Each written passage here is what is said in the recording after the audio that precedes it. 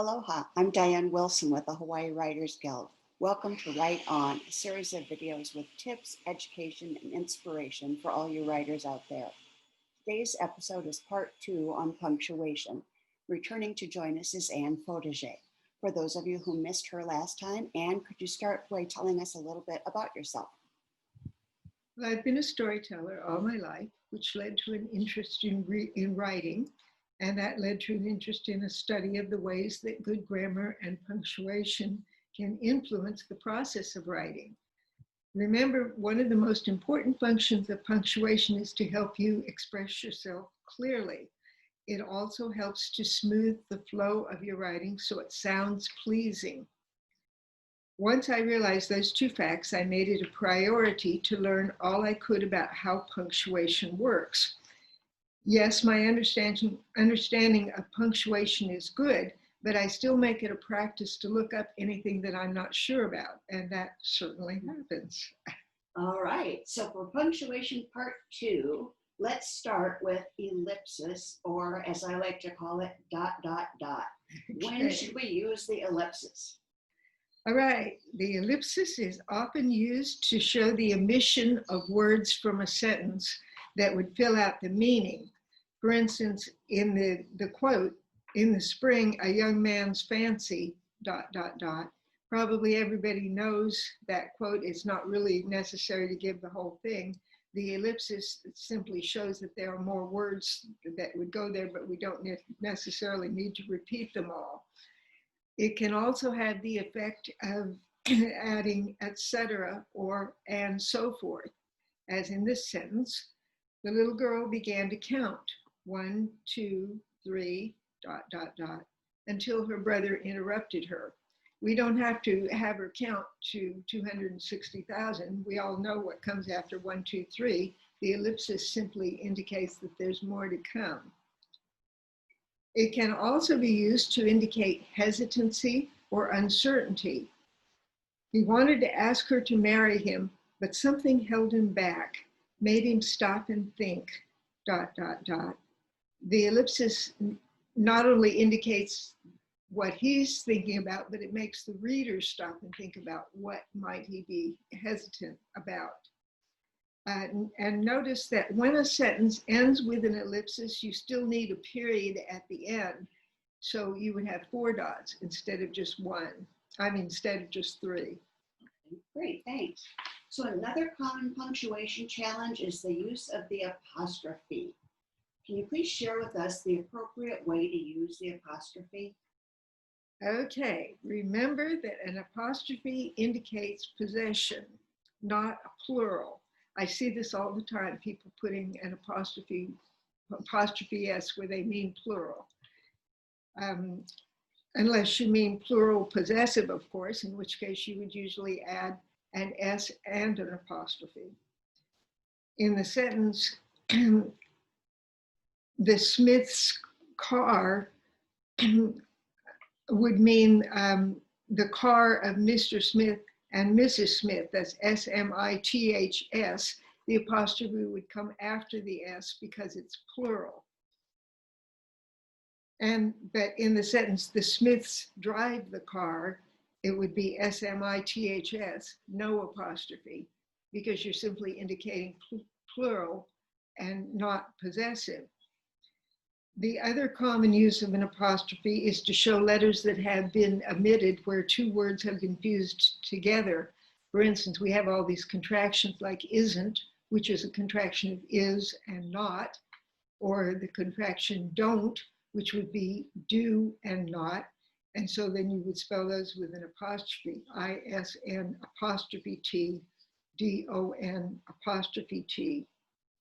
Now there's one rather confusing usage that I see a lot. People get confused between its, I-T-S, and its, I-T apostrophe S. And this is the one place that I can think of where the apostrophe does not mean possession. It means the contraction of 2 words, it is. So you would say it's, I-T apostrophe S, almost 3 o'clock. Meaning it is almost 3 o'clock. But if you're talking about possession, the chicken plucked its tail feathers, it would just be its, no apostrophe.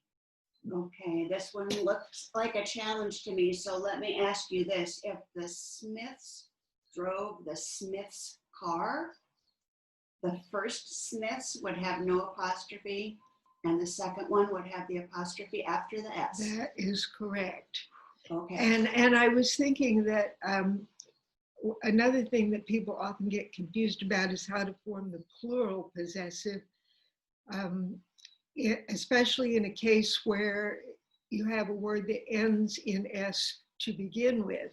So if you were talking about the car of Mr. and Mrs. Collins, which ends with an S, you would probably add ES, the Collinses' car, ES apostrophe. The apostrophe comes after the S. But then I thought, what about if you have a plural of a word that ends in ES, like Jones? If it's the car of Mr. and Mrs. Jones, you wouldn't want to add an ES and make it Joneses. It gets very tedious that way. So in most cases, then you would simply add the apostrophe after the ES, and that actually could be either the singular or the plural form, because you couldn't put the apostrophe before the S, because that would indicate that the singular had no S on it. So this is not simple. Well, it actually is fairly simple once you get used to it. It's just that quite often we're not used to these forms, and so they seem strange until we become more accustomed to them. Well, speaking of strange, let's move on to quotation marks. Many people seem not to know how to use quotation marks. What are the rules there?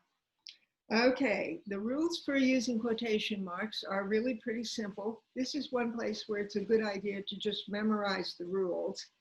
A period or a comma always goes inside the quotation marks. A semicolon or a colon always goes outside the quotation marks. A question mark, an exclamation mark, or a dash go inside or outside, depending on whether they're part of the quoted material. So let's look at two different sentences. If in this sentence, Jim said, "Do I have enough money?" The quotation is, "Do I have enough money?" And that in and itself is a question. So the question mark would go inside the quotation marks because it is actually part of the quoted material. But in this sentence, did Jim say, "I have enough money"? I have enough money is the quoted material, but it's not a question. The question is, did Jim say that? So in that case, the question mark goes outside the quotation marks because it's not actually part of the quotation. Well, when I look at that particular sentence, I think, did Jim say I have enough money was a question. So I would want to put the question mark there, but then put another question mark after the quotations. And I'm thinking that's not the way to do it. Okay. Because the sentence, the quoted part of the sentence is not a question. The quoted part of the sentence is, "I have enough money." So it doesn't need a question mark inside the quotes. Well, since you can't always be with us, this is leading us to our next question, which is about resources to help writers with correct punctuations. What are some resources you use? Okay, well, it's worth doing some studying to make sure that your usage is correct. Many dictionaries have a section on grammar and punctuation, usually at the end somewhere. Those can be very helpful. You can check your AP style manual. Hopefully you have one that's fairly recent. If your AP style manual is 20 years old, you probably need to buy a newer copy. And there are also many books on the subject of punctuation. The one that I have used a lot is Punctuate It Right by Harry Shaw. But this is an older book, so if you're going to buy a book, I would recommend buying a more recently published one if you can. Proper usage will soon become second nature. Once you start looking things up and getting used to using punctuation correctly, you'll find after a while that you don't need to look every little thing up. It's a good habit to get into. Just remember that there are many things that you may not be familiar with, even if you've really made a study of punctuation. You can't expect to know all the rules all the time, and you don't necessarily have to. Just be willing to look something up if you're not sure. That way, when you send your hard work out, it won't be undermined by a poor presentation of the basic rules of good writing. Great. And do you have any final comments for our viewers? Well, just that this is a very quick primer on punctuation. There are so many, many rules that we can't possibly cover everything in a short presentation like this. Just remember that when you're reading, you will sometimes notice that a good writer will change a rule of punctuation here and there, and that's okay as long as you know the rules first and understand why you're changing them. Then you may find that in certain circumstances, it's necessary for clarity or for whatever reason to make a change. But before you can change the rule, you have to know what it is. And thanks so much for being with us today. My favorite part is knowing that as long as we know the rules, we can go ahead and break them. I'll be sure to do that. For those of you who want more information about writing or about the Hawaii Writers Guild, go to www.hawaiiwritersguild.com and write on.